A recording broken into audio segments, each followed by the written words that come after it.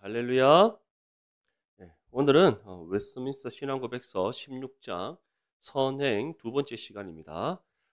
지난주에 우리가 선행 첫 번째로 1항부터 4항까지 말씀을 함께 살펴봤습니다.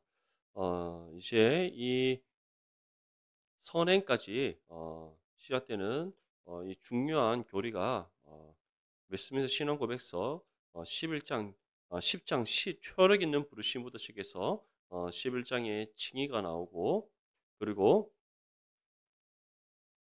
또 12장에 가면은 양자에 대해서 그리고 13장에 성화에 대해서 그리고 14장에 구원에 이르는 믿음에 대해서 그리고 15장에 생명에 이르는 회개 그리고 16장 선행까지 이처럼 구원과 또 우리 신앙의 삶의 실천에 있어서 중요한 교리들을 이 10장부터 16장까지 이어서 계속해서 우리에게 전하고 있습니다. 그 이후에 이제 17장 성도의 결인과 18장 은혜와 구원의 확신 등 더 구체적으로 웨스트민스터 신앙고백서가 신앙의 교리뿐만 아니라 우리가 가진 이 신앙을 가지고 어떠한 삶을 살아가야 하는가에 대해서 우리에게 가르쳐 주고 있습니다. 그래서 우리가 웨스트민스터 신앙고백서를 배우면 배울수록 우리 모든 성도들의 신앙이 더욱더 예수 이름을 닮아가고 거룩한 믿음의 삶이 될 수 있기를 축복합니다. 그래서 예수님께서 우리에게 무엇이라고 말씀하셨습니까? 너희는 세상의 소금이요 세상의 빛이라 라고 말씀하셨습니다. 소금이 맛을 잃으면 쓸모가 없고 빛이 빛을 비추지 못하면 그것은 빛이 아닙니다. 우리는 이미 구원받음으로 세상의 소금이 되었기에 말씀의 맛을 낼 수 있어야 되고 세상의 빛이 되었기에 하나님의 영광의 빛을 비추는 거룩한 삶이 될 줄 믿습니다. 이를 위해 더욱더 말씀을 듣고 가르침 받으며 말씀대로 살아가는 일에 힘쓰는 저와 여러분들 되시기를 축복합니다.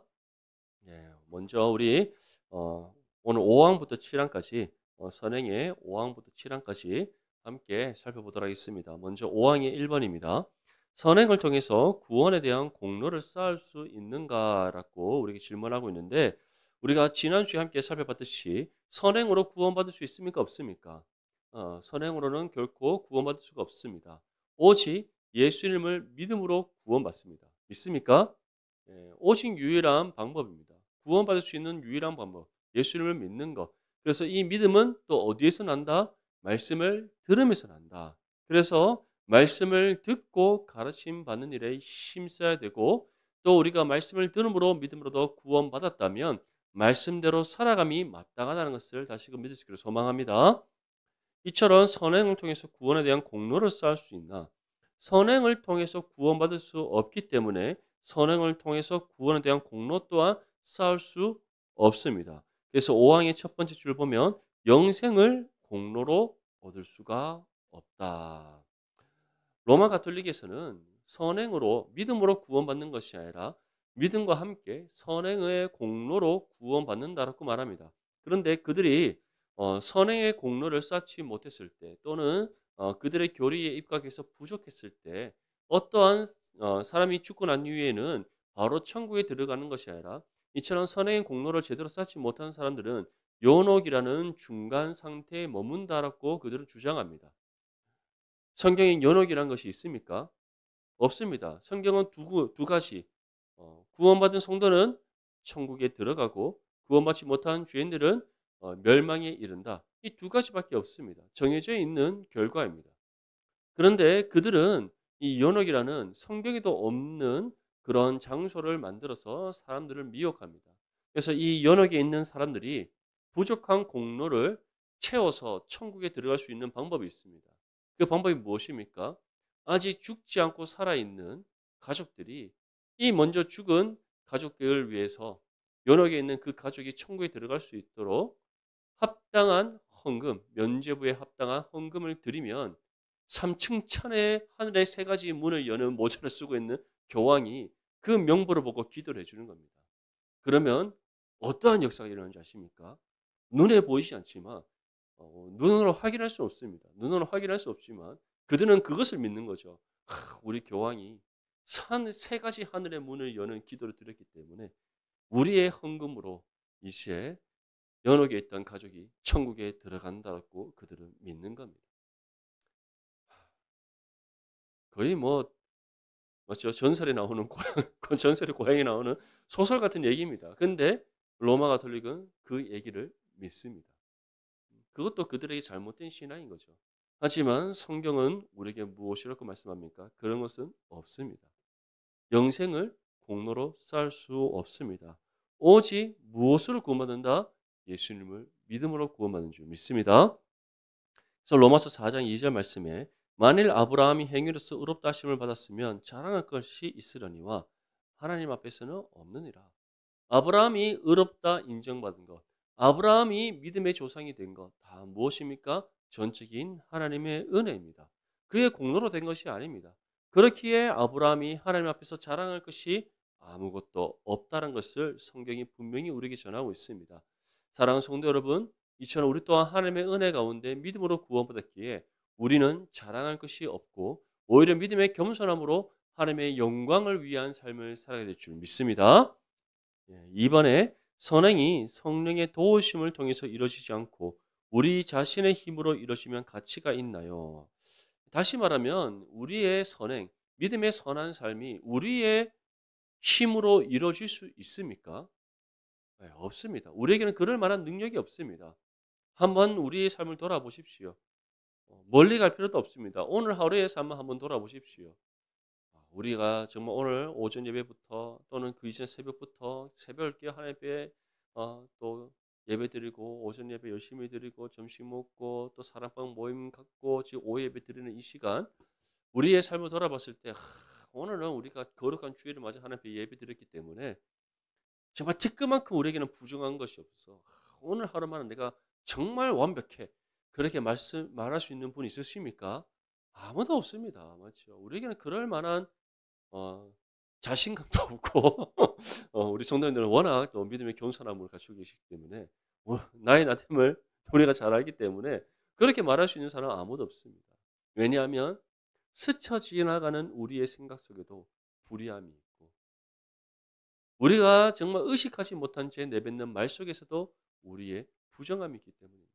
그것이 바로 썩고 흙으로 돌아갈 이 육신을 입고 있는 우리의 연약함인 겁니다. 그래서 이사야 64장 6절 말씀에 무릇 우리는 다 부정한 자 같아서 우리의 은은 다 더러운 옷 같으며 우리는 다 잎사귀같이 시들므로 우리의 죄악이 바람같이 우리를 몰아가나이다. 이처럼 우리는 부정하고 연약하고 여전히 죄악되기에 우리의 힘으로는 하나님의 선을 행할 수가 없다. 그렇기 때문에 오직 누구의 도우심을 통해 선행을 행할 수 있습니까? 우리 안에 임하셔서 함께 하시는 성령의 능력과 도우심을 통해서 우리가 하나님의 선을 행하는 거룩한 삶이 될 수 있음을 믿을 수 있게 소망합니다. 그래서 우리는 날마다 무엇을 기도해야 됩니까? 성령을 의지하여 우리를 향한 도움의 손길을 우리는 기도해야 될 줄 믿습니다. 기도할 때 하나님의 능력의 팔로 우리를 붙잡아 주시고 하나님의 선을 향하여 이 세상을 복음으로 변화시켜 나가는 거룩한 믿음의 삶이 되게 하실 줄 믿습니다. 6항의 1번입니다. 신자들의 선행이 하나님께 받아들여지는 이유는 무엇인가요? 6항의 첫 번째 줄 보면 선행도 역시 누구 안에서? 그리스도 안에서 용납됐다. 다시 말해 우리의 선행, 믿음의 성도들이 살아가는 삶이 왜 하나님 앞에 선한 믿음의 삶으로 받아들여지는가? 누구의 공로 때문에? 우리 주 예수 그리스도의 십자가의 공로 때문인 겁니다. 우리는 스스로 하나님의 선을 행할 능력이 없습니다. 그렇기 때문에 성령의 능력과 도움의 은혜가 필요합니다. 또한 우리가 스스로 행한 선행은 하나님께 의롭게 여기지지 않습니다.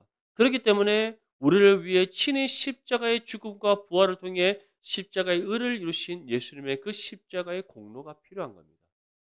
결국 하나님의 은혜가 아니고서는 어느 누구도 하나님의 선을 행할 수 없고 하나님 앞에 의롭다 여김받을 수 없다는 것을 다시금 기억할 수 있기를 바랍니다. 그래서 에베소서 1장 6절 말씀에 이는 그가 사랑하시는 자 안에서 우리에게 거저 주시는 바 그의 은혜의 영광을 찬송하게 하라는 것이라. 그리스도 안에서 받은 은혜입니다. 믿음의 선한 삶을 살아갈 수 있는 것도 그리스도 안에서 받은 은혜요. 또 우리의 삶이 하나님 앞에 선한 삶이라 인정받을 수 있는 것도 그리스도의 은혜요. 우리가 선한 믿음의 삶을 살아갈 수 있는 성령의 능력과 도움의 은혜를 받을 수 있는 것 또한 그리스도의 은혜입니다. 그렇기 때문에 오직 은혜라는 것을 종교개혁자들이 우리에게 중요한 하나의 신앙의 고백으로 전했던 겁니다.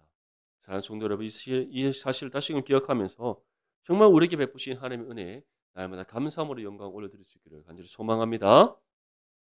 이번에 신자들의 선행이 공로는 될 수 없을지라도 선행을 위한 상이 될 수 있나요? 6항의 두 번째 주제를 보면 선행을 용납하고 상 주시기를 기뻐하셨다라고 되어 있습니다. 우리의 선행이 공로는 될 수 없을지라도 성화를 위한 상이 될 수 있냐? 하나님께서는 상이 되게 하신다. 그 상이 어떠한 상입니까? 바로 하나님께서 우리의 삶을 선하다 인정해 주시는 상입니다. 우리는 상하면 정말 무엇을 생각합니까?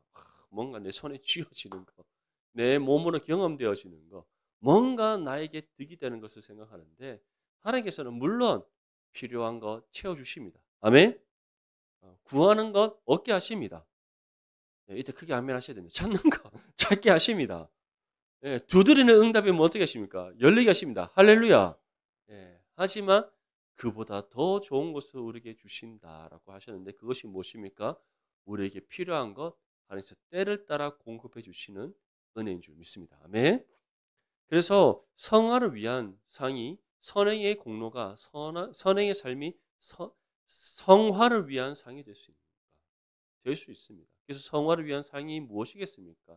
우리의 삶이 예수 그리스도의 인격과 성품을 닮아가는 것, 하나님 보시기에 거룩한 삶으로 우리가 변화되어져 가는 것, 그것이 우리의 삶의 가장 복된 상이라는 것을 믿을 수 있기를 소망합니다. 최근에 제가 개인적으로 친분이 있는 것은 아니지만 한 번씩 이렇게 살펴보는 어떤 목사님이 운영하시는 페이지가 있습니다. 인터넷에서 그것을 조금씩 한번 살펴보면 그분이 여러 가지 또 신학적인 논쟁이 되는 그런 주제들을 가지고 그분 나름대로 정말 우리가 바른 신앙의 교리를 가지고 성경을 어떻게 보고 우리가 어떠한 신앙적인 가치관을 가지고 살아가야 하는가에 대해서 많은 것을 제시하는데 최근에 그분이 올린 글을 보면 세대주의 종말론에 대해서 이렇게 글을 올린 것이 있습니다. 그것을 왜 올렸냐면 이 세대주의 종말론이 무엇과 연결되냐면 우리 한국교회에 팽배해져 있는 기복주의와 연결되기 때문입니다. 결국 기복주의라는 것은 또 은사주의와 연관되어지고 은사주의는 결국 신비주의와 이어지게 됩니다. 이 모든 것이 결국 무엇입니까? 비성경적이라는 거예요. 비성경적. 성경에서 말하지 않는 것. 잘못된 신앙의 가치관을 보고 성경을 우리가 읽었을 때 갖게 되는 신앙의 오류라고 할 수 있습니다. 그렇다면 왜 한국교회는 그렇게도 신비주의, 기복주의, 세대주의, 종말론 같은 이러한 잘못된 신학적인 사상과 신앙적인 가치관이 팽배해 있는가? 우리나라 사람들이 좋아하는 거 뭡니까? 복입니다. 복입니다. 저희 어릴 때도 할머니들이 언제나 치마 안에 무엇을 차고 계셨습니까? 복주머니 차고 계셨습니다. 그만큼 복을 좋아하는 나라입니다. 그래서 뭐 우리 지나가다 보면 요즘 로또 뭐 복권 파는 데 있죠. 복권, 복을 얻는 그 뭐죠 상표라 그 복권이잖아요. 복권, 뭐 로또 가면은 그 파는 가게 앞에 크다랗게 한자로 하나 탁 붙여놨습니다. 뭡니까? 복복자 크다랗게 하나 붙여놨잖아요. 그만큼 우리나라 사람이 복을 좋아합니다.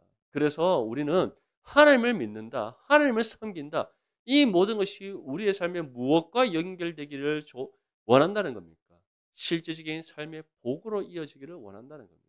근데 성경은 그 모든 것보다 비교할 수 없고 바꿀 수 없고 범접할 수 없는 복이 이미 우리가 받았음을 말씀합니다. 그 복이 무슨 복입니까? 구원입니다. 아멘.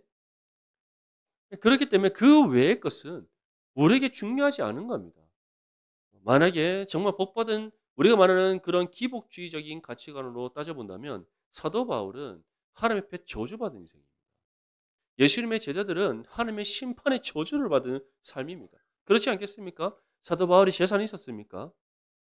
남부를 만한 그런 어떤 복 받으며 살았습니까? 그렇지 않습니다. 헐벗고 굶주리고 아무런 소유가 없었던 사도 바울이고 끝내는 로마의 황제 앞에서 순교의 자리로까지 순교를 당했던 사람 그가 바울입니다. 베드로는 끝에 어떻게 순교했습니까? 예수님과 같이 예수님과 같은 모양으로 십자가에 달릴 수 없다고 예수님의 그 예언의 말씀처럼 거꾸로 십자가에 매달려 순교했습니다. 그렇게 따지면 우리 믿음의 선진들은 정말 복 없는 사람입니다. 그 복 없는 삶을 살아가야 되는 이 신앙의 삶을 그렇다면 왜 살아갑니까? 그것이 우리의 삶의 복의 기준이 아니기 때문입니다. 우리의 신앙의 선행의 삶, 선한 삶, 하나님의 그 선을 행하는 삶은 이 땅에서 복을 받기 위한 삶이 아니라 바로 거룩해져 가는 훈련의 과정이라는 것을 믿으시기를 소망합니다.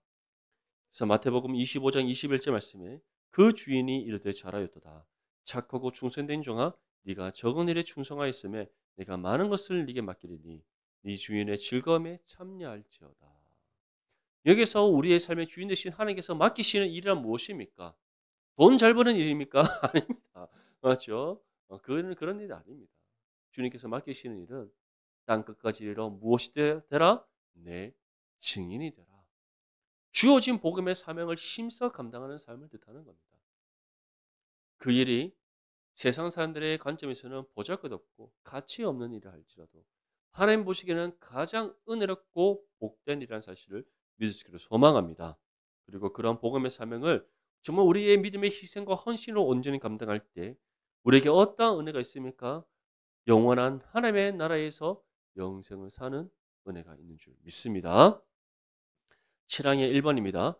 불신자들의 선행이 하나님께 인정받거나 구원에 도움이 될 수 있나요? 불신자들의 선행, 하나님께 인정받을 수 있습니까? 인정받을 수 없습니다. 왜냐하면 그들이 말하는 선한 삶이라는 것은 하나님의 선과 관계가 없기 때문입니다. 그래서 7항의 첫 번째 주제를 보면 그것들은 죄악이다. 불신자들이 말하는 그 모든 선행은 죄악이다. 하나님을 기쁘시게 할 수 없다. 그들로 하여금 하나님의 은혜를 받기에 합당하게 하지 못한다. 왜냐하면 그들에게 무엇이 없기 때문에? 믿음이 없기 때문에. 믿음이 없이는 누구도 구원받을 수 없고 구원받지 못한 사람은 하나님과 화목을 이룰 수가 없기 때문에 하나님의 선을 행할 수가 없는 겁니다. 그래서 불신자들이 말하는 그 모든 선행은 하나님의 선과는 아무런 관련이 없기 때문에 하나님께 인정받을 수 없고 구원받을 수 없다는 것을 다시금 기억할 수 있기를 바랍니다. 그래서 디도서 1장 15절 말씀에 보면 깨끗한 자들에게는 모든 것이 깨끗하나 더럽고 믿지 아니하는 자들에게는 아무것도 깨끗한 것이 없고 오직 그들의 마음과 양심이 더러운지라. 이처럼 구원받은 믿음의 성도만이 예수 그리스도의 십자가의 보혈로 정결함을 입습니다. 구원받은 믿음의 성도만이 예수 그리스도의 십자가의 공로를 힘입어 하나님과 화목을 이루게 됩니다. 예수를 믿음으로 구원받은 성도만이 우리 하나님 하시는 성령과 함께 교통하고 동행함으로써 하나님 앞에서 선한 믿음의 삶을 살아갈 수 있습니다. 구원받지 못한 모든 사람들은 바로 이처럼 하나님께서 인정하시는 선을 행할 수도 없고 구원과 아무런 관계가 없다는 것을 다시금 기억할 수 있기를 바랍니다. 그래서 우리가 선한 믿음의 삶을 살아갈 때 우리의 삶이 무엇과 구별되는 겁니까? 세상과 구별되는 겁니다. 세상이 행할 수 없고 세상이 이룰 수 없는 하나님의 선을 우리가 행하고 이루기에 세상과 구별될 수밖에 없고 그런 우리의 삶을 통해 그들이 어떻게 된다? 하나님의 영광을 보게 된다라고 예수님께서 우리에게 말씀하셨던 겁니다. 우리 모든 성도님들이 바로 이와 같은 선한 믿음의 삶이 될 수 있기를 축복합니다. 마지막으로 7항의 2번입니다. 불신자들이 선행을 게을리하는 것은 핑계가 될 수 있나요? 7항의 마지막 줄에 어떻게 우리에게 전하고 있습니까? 더욱더 죄가 되며 하나님을 더 진노하시게 된다. 왜냐하면 그들의 모든 삶이 무엇이기에 죄악되게 그렇다는 겁니다. 우리가 로마서 말씀을 새벽마다 함께 살펴보지만 사도 바울이 무엇이라고 우리에게 전합니까? 하나님께서는 이미 창조한 세상을 통해서도 하나님의 살아계심을 증거하셨기 때문에, 그래서 그들이 복음을 듣지 못했다거나 하나님을 알지 못한다거나 그러한 모든 것들이 그들에게 핑계가 될 수 없음을 분명히 우리에게 전하고 있습니다. 사랑하는 성도 여러분, 이처럼 불신자들이 하나님의 앞에서 선한 믿음의 삶을 살아가지 않는 것, 어떤 것도 핑계가 될 수 없습니다. 마찬가지로 구원받은 믿음의 성도가 하나님 앞에 구원받았음에도 불구하고 말씀대로 살아가지 아니하고 믿음의 선한 삶을 살아가지 않는다면 그것이 하나님 앞에 핑계가 될 수 있겠습니까? 이미 예수 그리스도를 믿는 믿음이 주어져 있고 하나님께서 우리에게 주신 구원의 은혜의 감격과 기쁨을 이미 경험한 하나님의 자녀인데, 정말 우리가 여러 가지 핑계를 대며 선한 믿음의 삶을 살아가지 않는다? 어떤 것도 하나님 앞에 핑계가 될 수 없음을 기억할 수 있기를 소망합니다. 우리 모든 성도님들은 정말 우리가 하나님의 구원의 은혜에 비친 존재라는 사실을 다시금 기억하며 하나님 앞에서 선한 믿음의 삶을 살아가는 일에 힘쓰는 저와 여러분들이 될 수 있기를 축복합니다. 마태복음 25장 45절 말씀에 이에 임금이 대답하여 이르시되 내가 진실로 너희에게 이르노니 이 지극히 작은 자 하나에게 하지 아니한 것이 곧 내게 하지 아니한 것이니라 하시리라. 이처럼 우리는 지극히 작은 것이라도 하나님의 말씀대로 살아가야 합니다.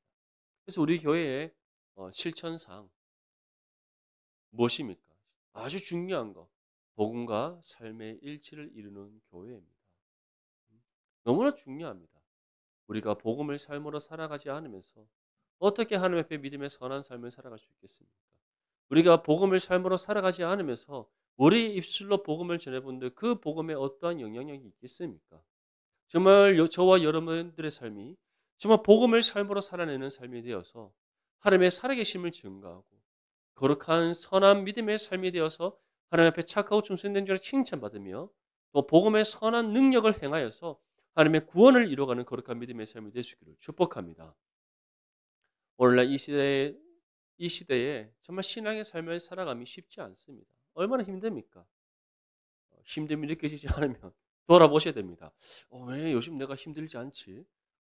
분명히 어딘가에 우리가 힘들지 않도록 육신의 즐거움을 쫓아 살아가는 부분들이 있기 때문에 그렇습니다. 이번에 우리 캄보디아, 베트남 선교 탐방 가서 제가 계속해서 우리 장로님께 물었습니다. 장로님 가수원 괜찮으십니까? 괜찮으실까요? 계속 물었습니다. 장로님 토요일 날 그 아침에 도착하시자마자 바로 와천으로 달려가시더라고요. 얼마나 걱정이 되셨는지.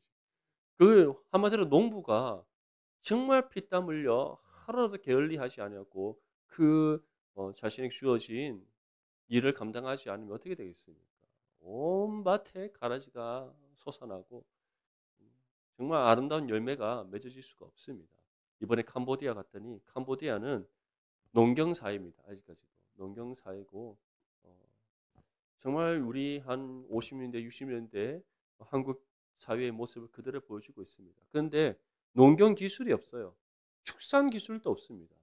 우리나라 사람 같으면은 논에 벼를 심으면 어떻게 심습니까? 먼저 땅을 쫙 거르고 거름을 딱 주고 맞죠?